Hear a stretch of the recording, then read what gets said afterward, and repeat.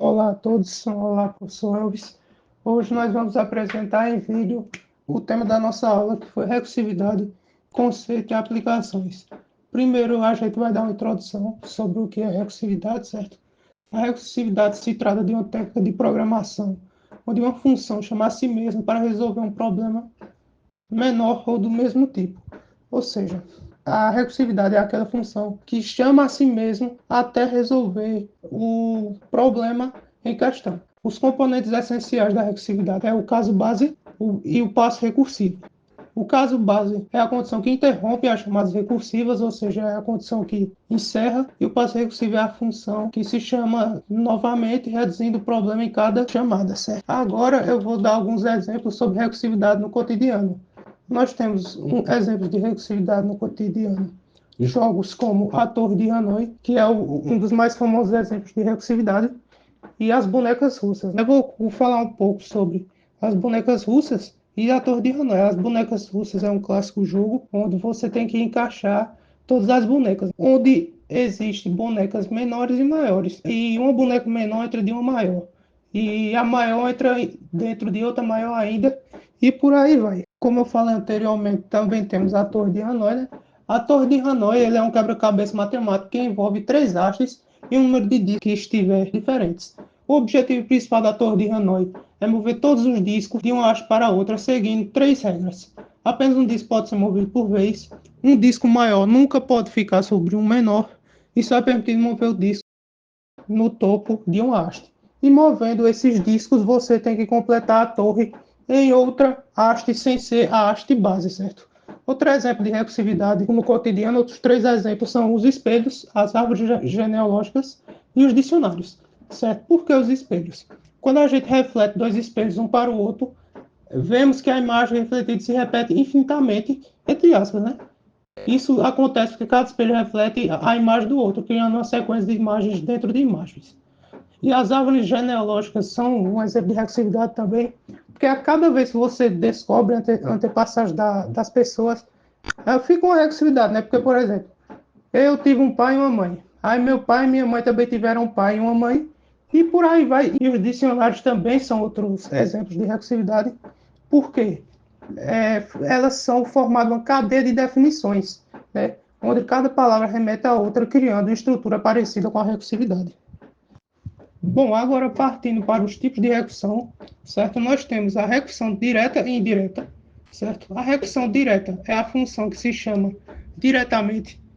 A função indireta é uma função que chama outra função recursiva, ou seja, ela não é chamada diretamente, ela chama outra função sem ser ela. E a recursão cauda, né, que é conhecida aí como tile recursion também, é a última operação da função e a chamada recursiva, permitindo a otimização para reduzir o uso de memória, aquela recursão mais resumida de todas. Agora eu vou falar sobre pilha de chamadas e complexidade. Bom, o que é uma pilha de chamadas? Imaginem aí uma pilha de livros e você só pode tirar o primeiro elemento, que é o de cima, e você não pode tirar nem do meio nem de baixo. Então, isso é uma pilha, só que é com as chamadas recursivas. E todas essas chamadas recursivas são armazenadas na pilha, até atingir o caso base. Esse caso base é o que vai fazer o seu código parar e, quando ele é atingido, as funções da pilha começam a ser resolvidas. E sobre a complexidade de tempo, temos O(n), que é uma chamada recursiva por nível. Um exemplo é o fatorial, que ele chama aquela função recursiva n vezes que o alvo. Temos também O(log)(n), que é um problema que reduz pela metade. Um exemplo é a busca binária, que ele está dividindo as chamadas recursivas. Temos O de 2 elevado a n, que são duas chamadas recursivas. Um exemplo é o Fibonacci, que tem dois elementos n vezes, por isso que é 2 elevado a n. E temos o O de 1, que é o caso trivial, sem chamadas, porque é constante, então ele não tem essas chamadas recursivas.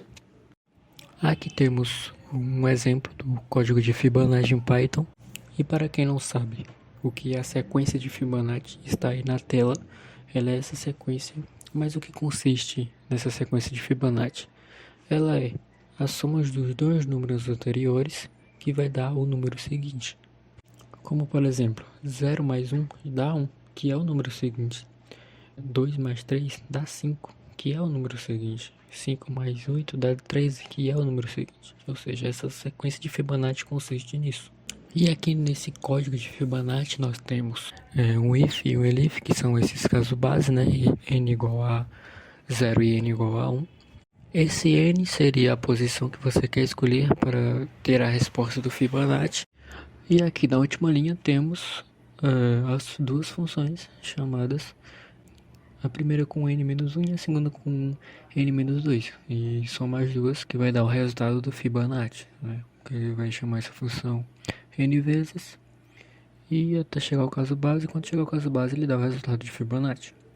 E a complexidade desse código de Fibonacci é O de 2 elevado a n, porque aqui temos duas funções recursivas n vezes. Temos aqui um código de busca binária, que temos um if para caso não tenha um fim, aí o fim vai ser igual a quantidade de lista menos 1, que vai dar o final da lista. Temos outro if, que se o início passar do fim, aí quer dizer que ele percorreu todos os elementos da lista e não teve resultado, então ele vai retornar menos 1. E temos um meio igual ao início mais fim dividido por 2, ou seja, é exatamente o meio dessa lista. Bom, e temos aqui o melhor caso, que é se o meio da lista ser igual ao alvo, que é o melhor caso, que ele vai direto no meio e vai retornar o meio, porque esse é o nosso alvo. Temos um elif, verificando se o meio é maior que o alvo. Se o meio for maior, significa que o nosso elemento da nossa lista, nosso alvo, está do início ao meio menos 1. E caso não esteja, ele vai estar do meio para o fim, né? Do meio mais 1 para o fim. Então isso vai se repetir recursivamente até chegar no resultado. Bom, agora eu vou falar um pouco de aplicações da recursão, que temos a divisão e conquista, que é como se fosse essa da busca binária, que você divide e você vai pegando os resultados. Vamos supor que eu tenho uma lista com esses números aí e eu gostaria de fazer uma comparação e descobrir quem é o maior, utilizando a divisão e conquista. Eu ia dividir no meio essa lista, depois eu ia dividir no meio de novo e depois ia dividir no meio de novo. E ia voltar comparando esses números, como por exemplo, 1 é maior que 2, o 2 é maior. Quem é maior entre 3 e 4, o 4 é maior. Quem é maior entre 5 e 6, o 6 é maior. Quem é maior entre o 7 e o 8 é maior. Após fazer essa comparação, eu iria fazer ela novamente com os números que sobraram, né? 2 e 4, o 4 é maior. 6 e 8, o 8 é maior. E entre o 4 e o 8 seria o maior. Então o 8 seria o nosso resultado. E temos também o backtrack, que seria mais testando os códigos em força bruta até conseguir o resultado, né? Como se fosse testando um por um. Podemos resolver problemas das N rainhas e do Sudoku utilizando esse método. Sobre a recursão e a interação, são coisas diferentes e eu vou mostrar as diferenças aqui. Primeiramente, temos a estrutura, que a recursão chama a função a si mesma, enquanto a iteração utiliza loops como for e while. Já na legibilidade, a recursão tem uma vantagem, pois são códigos mais simples e elegantes, né? Se você mandar o seu código para um programador, ele vai entender mais facilmente do que você utilizando loops, né? Os loops podem ser mais claros para loops simples, mas se for um loop muito complexo, não vai ficar muito legível. Bom, a complexidade ela pode ser maior devido às chamadas de pilhas, né, chamadas recursivas. Já nos loops, eles usam menos a memória. Não vai ser maior do que a utilização da recursão, mas também depende dos casos. A recursão pode ser ineficiente sem otimização, então você precisa ter uma noção de otimização da utilização desses sistemas recursivos. Já a utilização de loops é mais eficiente. Falando agora sobre os problemas da recursão, temos a ausência do caso base, que pode gerar um loop infinito e dar erro. Então tem que tomar bastante cuidado com o caso base e determiná-lo bem.